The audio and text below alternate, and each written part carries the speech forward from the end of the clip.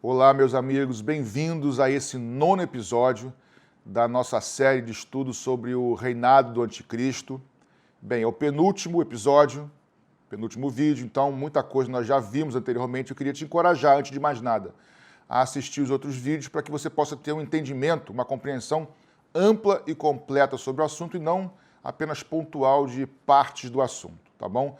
Nesse nono vídeo, penúltimo vídeo, nós vamos continuar de onde nós terminamos no oitavo vídeo, onde nós falamos sobre a ira de Deus, né? Então, nesse nono vídeo, vamos falar um pouquinho mais sobre algumas características peculiares do reinado do Anticristo e destrinchar um pouquinho mais isso, tá? A amplitude desse reino, a questão do qual é a principal característica, enfim, fique conosco.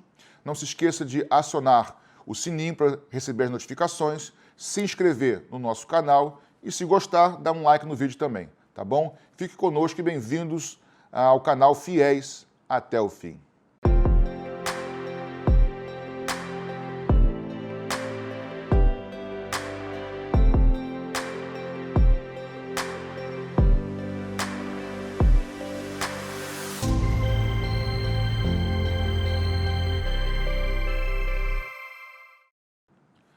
Vamos começar então, como eu disse, a partir de onde nós paramos no oitavo vídeo. Nós falamos lá sobre a ira de Deus e citamos os selos, as trombetas e as taças, né? Eu não vou voltar no assunto. Se você quiser mais detalhes sobre o que são os selos, as trombetas e as taças, é para você assistir o oitavo vídeo.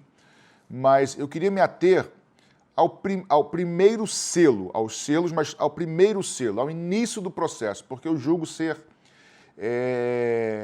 bem característico do reinado do Anticristo. Só para recapitular rapidamente, os 4 primeiros selos, e só esses que eu vou citar, são os 4 cavaleiros do Apocalipse, que são o cavalo branco, o cavalo vermelho, o cavalo preto e o cavalo amarelo esverdeado, que são símbolos, segundo os estudiosos entendem, e eu estou entre eles, são símbolos do engano, guerra, morte e pestes, doenças. Eu quero me ater agora, então, ao primeiro deles, que é o cavalo branco, com o seu cavaleiro, que o símbolo é engano. Por quê? Porque, na verdade, a grande característica do Império do Anticristo, do seu reinado, é o engano. É isso que norteia totalmente o seu governo, engano. Grave aí, anote aí esse primeiro. Alguns estudiosos entendem, e eu também estou com eles, que esse primeiro cavaleiro seria um símbolo do próprio Anticristo, porque ele vem com um arco. Já fizemos um link com isso lá atrás, nos primeiros vídeos, quando falamos dos filhos de Ismael. Assiste também esse vídeo. Então, cavaleiro branco, porque o verdadeiro cavaleiro branco, que vem no final da história, e vamos ver isso já já no final desse vídeo, é o próprio Senhor Jesus. Então, esse que vem no começo é um falso Cristo, um falso Messias. Então, muitos entendem que ali no selo, primeiro selo, inicia-se a tribulação, é quando surge o Anticristo. Isso é possível, isso é provável, eu até concordo com isso, tá? Não tem problema com relação a isso. Porém, engano, guerras, fome e pestes, essas coisas, na verdade, sempre existiram na humanidade e vão continuar existindo, mas na tribulação isso será acentuado. Quando eu digo que Apocalipse 6, o primeiro cavaleiro branco, ele é o Anticristo, eu não sei afirmar, eu confesso aqui, se necessariamente esse cavaleiro simboliza somente o início da tribulação. Para mim, além disso, eu creio que esse cavaleiro, o primeiro, o segundo, o terceiro e o quarto, são liberados, são soltos antes mesmo de iniciar a tribulação. Tá? Até porque eu fiz um paralelo com Mateus 24, no vídeo anterior, o vídeo número 8, em que esses 4 cavaleiros, eles têm uma similaridade, um paralelo com Mateus 24, quando Jesus fala do princípio das dores. O que eu quero dizer com isso? Que me parece que esses cavaleiros são soltos um pouco antes de iniciar a tribulação. Você está afirmando isso, pastor? Não, mas me parece que sim. Tá? Por quê? Porque o engano já parece estar no nosso meio. E aí eu queria agora ler com vocês um texto que fala do surgimento do Anticristo, que está no segundo livro de Tessalonicenses, no capítulo 2, do verso 8 ao 10, diz assim: E então será revelado o iníquo, que no caso é o anticristo, a quem o Senhor desfará pelo espírito da sua boca e aniquilará pelo esplendor da sua vinda. A esse cuja vinda é segundo a eficácia de Satanás, com todo o poder e sinais e prodígios de mentira, e com todo o engano da injustiça, para os que perecem porque não receberam o amor da verdade para se salvarem. Então, olha o que esse texto, Paulo escrevendo aos irmãos de Tessalônica, capítulo 2, versos 8 ao 10, nos diz. Que esse iníquo, esse anticristo, quando ele se manifestar e vier, ele será manifestado segundo a eficácia de Satanás, segundo o poder de Satanás. E o texto diz, mentira, poder, mentiras e enganos, toda sorte de engano. Então nós vemos que esse texto aqui colabora, ou dá base ainda mais, ratifica, testifica com o texto de Apocalipse capítulo 6, o primeiro cavalo, ou o primeiro cavaleiro no cavalo branco, que é o anticristo, que vem trazendo engano. E aí eu queria que vocês agora pensassem comigo o seguinte, lembra que eu falei a respeito do Covid, do coronavírus, que o cenário está sendo montado? Por quê? Para entrarmos num shopping, num supermercado, nós temos que mostrar a mão ou a testa para que um sensor possa ler. Lembram disso? Isso nada mais é do que um cenário que vai forjando em nós, ou vai nos habilitando, vai nos acostumando, melhor dizendo, a uma realidade. Quando isso surgir como a marca da besta, ninguém vai precisar, não vai se sentir desconfortável, porque vai ser normal você dar a mão, a testa, tranquilo. A mesma coisa agora, irmãos. Num outro aspecto, o que nós vemos nas notícias hoje? O que mais tem na internet? O que mais tem nos noticiários? Notícias fake, as fake news. Por que isso? Porque nós estamos na era do fake. Nós estamos na era do engano. A gente não percebe isso, mas hoje em dia você não sabe muito mais o que é verdade e o que é mentira. Tudo se tornou relativo, ou dependendo do ponto de perspectiva que você vê a situação. Você vê um jornal, você não pode falar, isso é uma verdade, você não pode dizer isso. Hoje em dia, manipulação com Photoshop, com edição de vídeo, as coisas são tão precisas, tão perfeitas, de lip sync, que chama em inglês, que você sincroniza o lábio da pessoa com uma fala que você quer. Então, a tecnologia é tão grande que você não sabe muito o que é verdade ou não.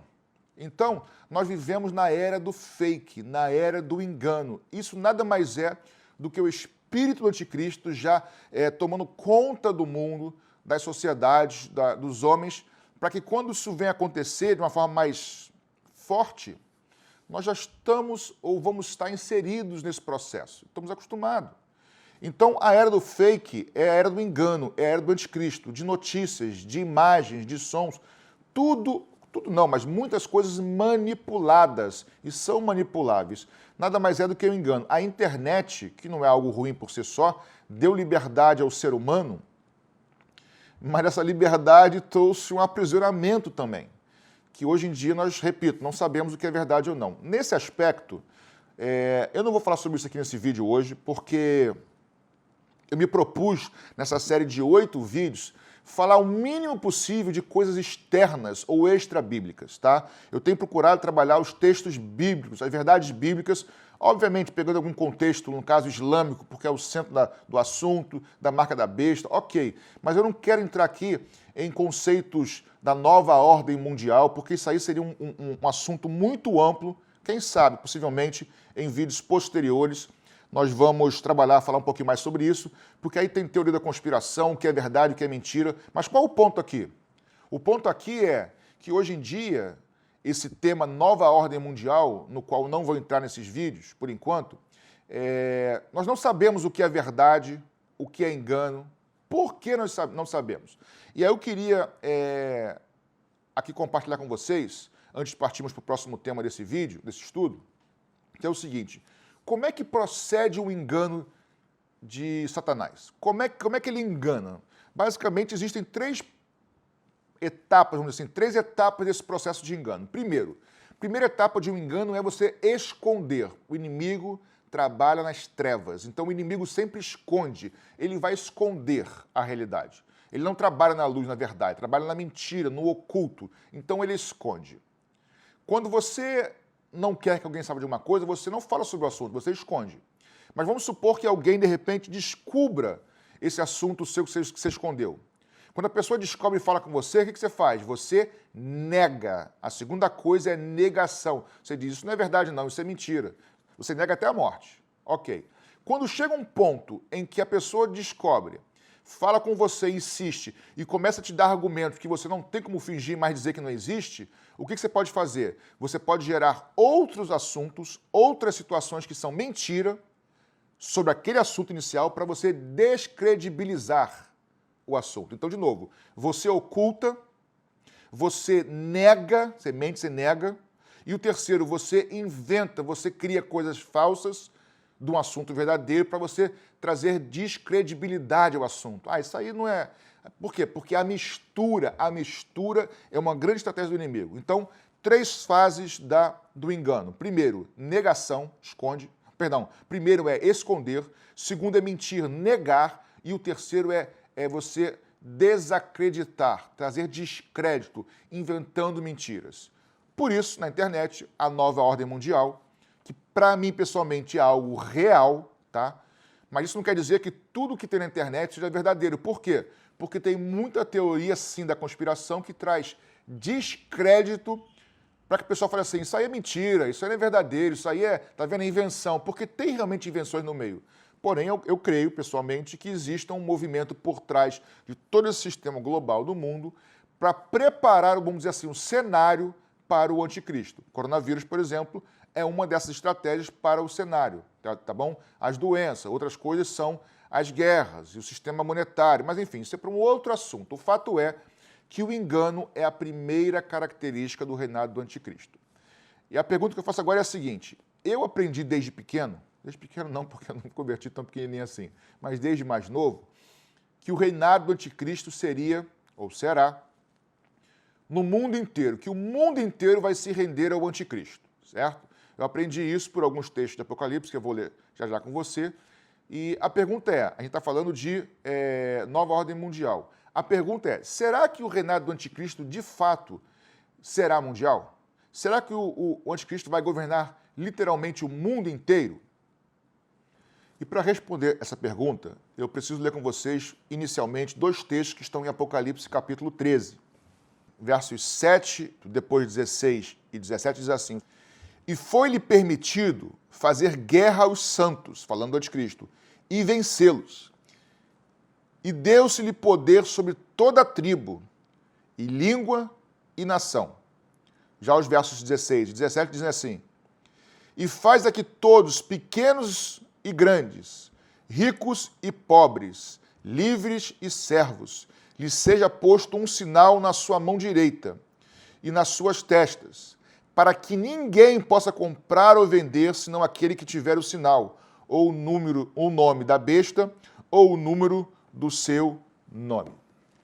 Então, esses 2 textos de Apocalipse, capítulo 13, nos dão a entender que quem não tiver a marca da besta, no mundo inteiro, de todo povo, raça, língua e nação, não poderá comprar ou vender. Então, me parece, por esses textos, que o governo do anticristo é realmente, de fato, por esses textos, ele é, de fato, mundial. Alcança o globo, o mundo inteiro.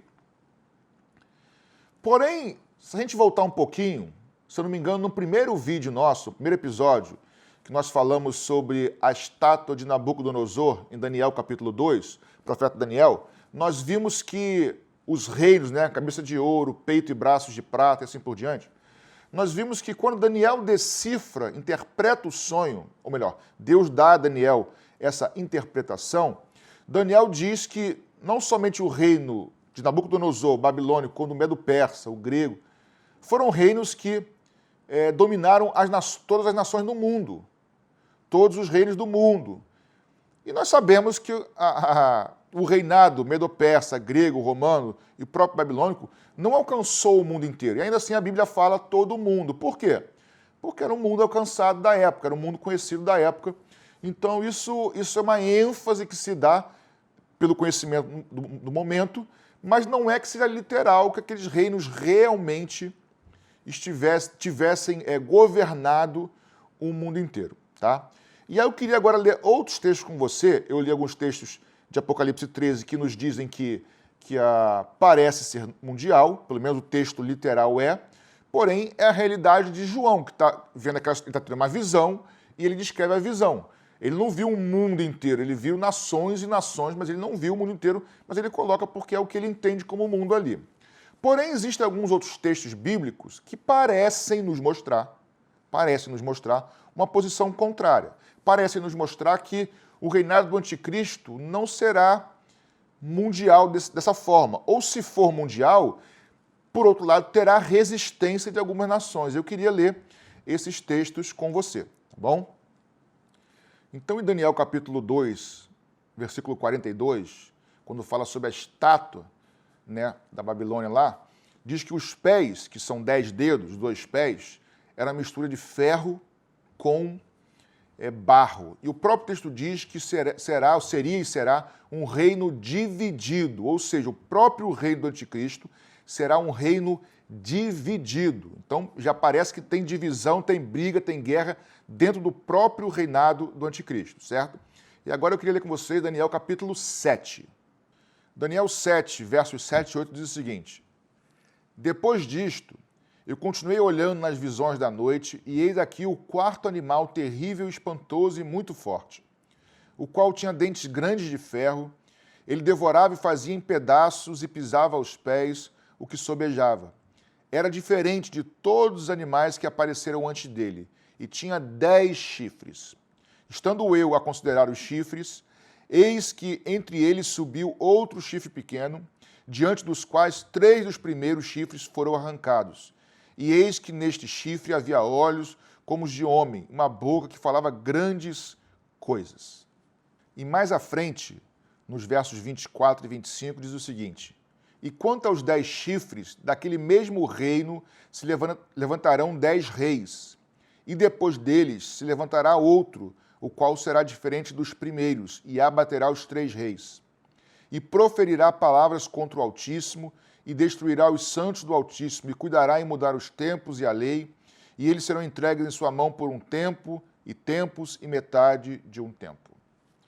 Então, aqui em Daniel capítulo 7, além do capítulo 2, que diz que já há uma mistura no pé de barro e de ferro, e é um reino dividido, aqui em Daniel 7, a gente já pode ver, eu fiz assim porque eu li aqui no celular o texto, a gente pode ver que o reino do anticristo, o reinado do anticristo, ele surge de 10 chifres, e o próprio texto diz que 10 chifres são 10 reis. Uma coalizão de 10 reis, de 10 nações, tá? É uma coalizão de 10 nações, de 10 reis, e que o anticristo se levanta, são 10 chifres, como um outro chifre e abate, derrota 3 desses 10 chifres, os retira e governa depois sobre o restante. E esse chifre que surge, o chifre menor que surge e abate os 3, que é o anticristo. Então, o reinado do anticristo ele surge de uma coalizão de 10 chifres, de 10 reis, de 10 nações, isso é um fato. E a guerra entre eles, por quê? Porque é um reinado, é um governo dividido, a guerra entre eles. Lá em Daniel, agora no capítulo 9, nós falamos do 2, do 7, agora é capítulo 9. Daniel capítulo 9, verso 26, e depois o 27, quando fala que esse anticristo, esse chifre, ele fará uma aliança com muitos, aliança com os judeus. Você precisa assistir nossos vídeos anteriores, vídeo 1, 2 e 3, que fala muito sobre isso. Diz que haverá guerra, 9, 26, haverá guerra até o fim. Então essa história que o reinado do anticristo não tem guerra é um engano. Haverá guerra até o fim. Até agora nós vimos que haverá guerra interna entre o próprio reinado do anticristo, entre eles mesmos, porque eles são e serão divididos, poderosos por um lado, mas fracos por outro, porque eles serão divididos. E nós sabemos que um reino dividido não pode subsistir, tá? Daniel 2, Daniel 7 e Daniel 9, 26. Agora eu queria ler com vocês Daniel capítulo 11, porque vai falar sobre outras guerras que também parecem existir no reino do anticristo, mas não guerras internas. Então Daniel 11 diz o seguinte, vamos lá. A partir do verso 39, falando sobre o anticristo, nós lemos o seguinte: com o auxílio de um Deus estranho, agirá contra as poderosas fortalezas. Aos que o reconhecerem, contrapartida, multiplicará a honra e os fará reinar sobre muitos, e repartirá a terra por preço. E no fim do tempo, o rei do sul lutará com ele, e o rei do norte se levantará contra ele, com carros e com cavaleiros e com muitos navios, e entrará nas suas terras, e as inundará e passará. Ele entrará na terra gloriosa, e muitos países cairão, mas das suas mãos escaparão estes, Edom, Moabe e o chefe dos filhos de Amon. E estenderá a sua mão contra os países, e a terra do Egito não escapará. E apoderar-se-á dos tesouros de ouro e da prata e de todas as coisas preciosas do Egito, e os líbios e os etíopes o seguirão. Mas os rumores do Oriente e do Norte o espantarão, e sairá com grande furor para destruir e extirpar a muitos. E armará as tendas do seu palácio entre o mar grande e o monte santo e glorioso, mas chegará o seu fim e não haverá quem o socorra. Então, o que esses versículos nos mostram? Já falamos em Daniel 7 sobre as guerras internas, mas aqui em Daniel 11 parece que as guerras não são somente internas. Primeiro, diz que o anticristo, primeiramente, ele vai lutar contra as forças, as fortalezas poderosas. Algumas traduções contra as nações poderosas. Então, o anticristo vai lutar contra algumas nações. Se ele vai lutar contra algumas nações, é porque nem todas as nações, isso é óbvio, né? É claro, não se sujeitarão naturalmente ao seu governo. Então, haverá algumas nações que vão se opor ao anticristo. Logo depois, o texto diz que o reino do norte e o reino do sul lutará contra o anticristo. Então, mais uma evidência que algumas nações vão tentar lutar contra o anticristo e o seu reinado. Outra parte desse texto diz o seguinte, que os filhos de Amon, Moabe, eles não vão se sujeitar ao anticristo, vão escapar do anticristo. E essas regiões, vou pegar a cola aqui que diz Edom, Moabe, as primícias de Amon, não escaparão, ou seja, toda essa região é a região da Jordânia hoje, logo no lado, colado em Israel, ou seja, a Jordânia não participará, ela vai resistir ao governo do anticristo. Provavelmente vai ser um lugar de escape, um deserto de escape para o povo judeu, porque não vai se sujeitar. Já o Egito, a Líbia, vão apoiar o anticristo. Ou seja, esses textos nos mostram, junto com Daniel 7, que haverá guerra na tribulação interna, guerra interna do próprio reinado do anticristo, por isso ele será fraco por um lado, embora tenha outros poderes. Perdão. Mas, por outro lado, nós vemos que algumas nações fortalezas, poderosas, vão se opor ao anticristo. Então, por mais que o reinado do anticristo possa ser global no sentido de alcance, e pode ser, não estou aqui fechando questão, mas haverá resistência. Algumas nações não vão se sujeitar.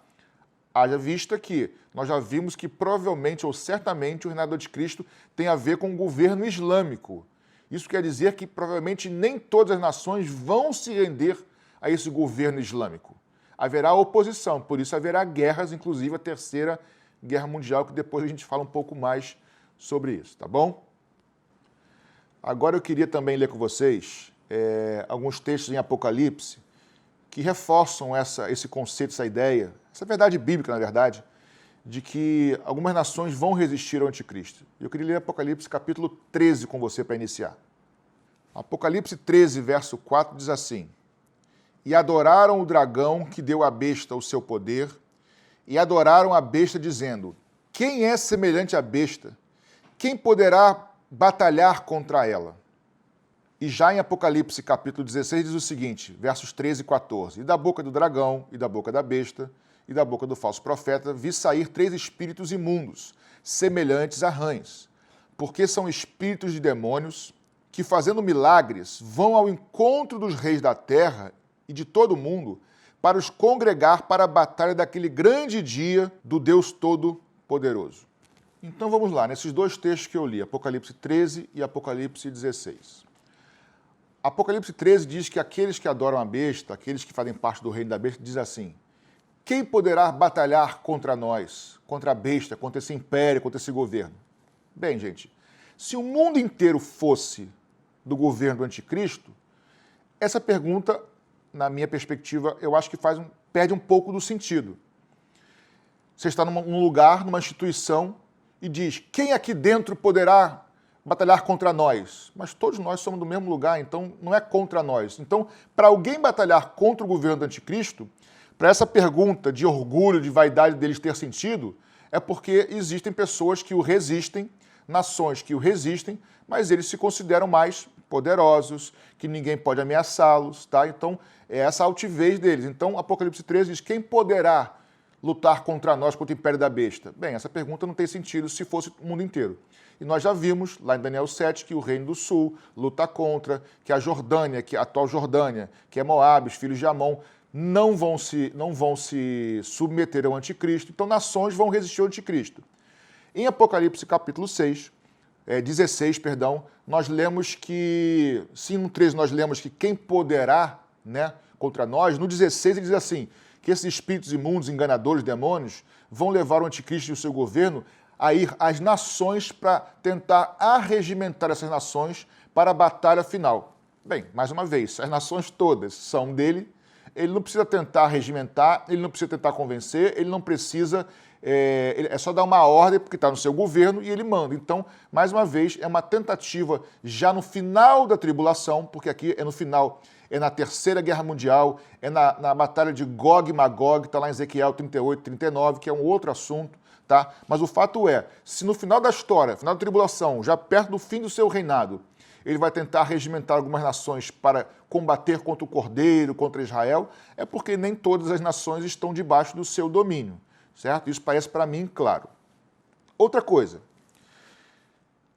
Nós temos, por um lado, a Bíblia nos dizendo em Apocalipse que o anticristo vai matar, vai prender e matar todos os que não tiverem a marca da besta, vai perseguir, procurando matar, até porque quem não for perseguido, não for morto, também não tem como comer, não tem como beber, não tem como comprar nada. Então, aqueles que têm a marca da besta, o anticristo vai tentar matar todos, perseguir. Por outro lado, os que não têm a marca da besta, ou melhor, os que têm a marca da besta, o texto diz que quando Jesus voltar em Apocalipse 19, e no capítulo 14 também, diz que o Senhor matará todos os que têm a marca da besta. Então vamos lá. Se os que têm a marca da besta, todos morrem pelo Senhor, por Deus, e os que não têm, o anticristo vai procurar matar todos, quem entra no milênio? Quem sobrevive? Então você vê que essa história de que o anticristo vai governar o mundo inteiro, ela não é bem assim. Tem gente que crê que o reinado do anticristo vai ser só na parte do Oriente Médio e da Ásia Menor e da Europa, que é a região dos antigos impérios, babilônico, medo-persa, grego, romano e o islâmico. Tá? Outros creem que é no mundo inteiro, que o mundo inteiro será dividido em 10 reinos. Eu não bato martelo nessa questão. Eu entendo que o reinado do anticristo vai ter um alcance mundial, ou seja, em vários lugares. Porém, não é sinônimo de que todas as nações 100% se renderão a ele, haverá oposição, isso é claro nos textos bíblicos, tá? Mas que o olho do furacão, que o centro, o epicentro do terremoto, que o centro, núcleo, é naquela região do Oriente Médio, em volta de Israel, Europa, Ásia Menor e ali, isso não há dúvida. Eu não sei dizer, mas me arrisco a sugerir que a intensidade será maior nesse centro. A intensidade será maior nesse centro. Então, o que eu creio? Tá? E aí eu posso afirmar que o reinado do anticristo será um reinado baseado em engano, que já está por aí. Tá? Esse reinado já está baseado em engano por aí, era do fake, era do engano, era da manipulação, era da relatividade, não há nada absoluto mais. Isso é bem dessa era do anticristo que já está entre nós. Haverá uma coalizão de 10 reis ou 10 países, alguns acham que são 10 blocos no mundo inteiro. Pode ser, eu não vou muito por aí, tá? Mas pode ser? Pode ser. 10 reis, para mim, são 10 reinos, são 10 países, tá?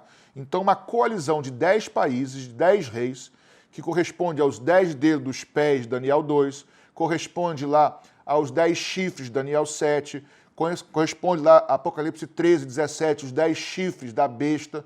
Então esses 10 são 10 reis, tá? Desses 10 reis, dessa coalizão, desse reinado, um reino, um outro chifre surge, que é o anticristo, derruba 3, acaba com 3 e reina com os outros 7, e aí vai o império final do anticristo. E ele vai nas nações tentando conquistar, tentando persuadir, tentando dominar. Muitos vão resistir, por isso no final dos tempos haverá uma guerra, a Terceira Guerra Mundial, sim, tá? E aí o texto diz, Daniel 7, que ele vai, eu estou aqui recapitulando, vai combater contra as nações poderosas, tá? Contra as nações poderosas, fortaleza. Então, eu creio que nem muitos não vão se render ao anticristo, mas possivelmente esse alcance do engano será mundial. O alcance do engano será mundial nas civilizações, nos padrões de vida. Mas se o domínio efetivo vai ser em todos os países, me parece que não.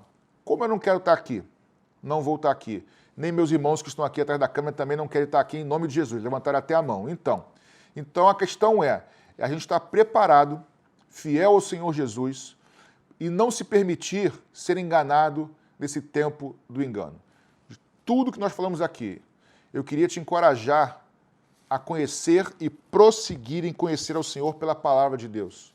A não se deixar levar por vídeos de internet, embora o meu vídeo também esteja na internet, no YouTube, mas a internet não é boa nem ruim, é um instrumento, é uma ferramenta, tá? Então, cuidado com o que você assiste na internet. Se você é de uma igreja, consulte o seu pastor, seja submisso a ele, estude e seja fiel ao Senhor Jesus. Cuidado, porque nós vivemos numa época do engano.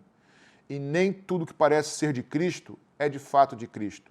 Nem tudo que parece ser cristão, de fato, é cristão. Então, muito cuidado, se apegue na palavra de Deus, porque ela é a lâmpada para o nosso caminho, é a luz para o nosso caminho, tá bom?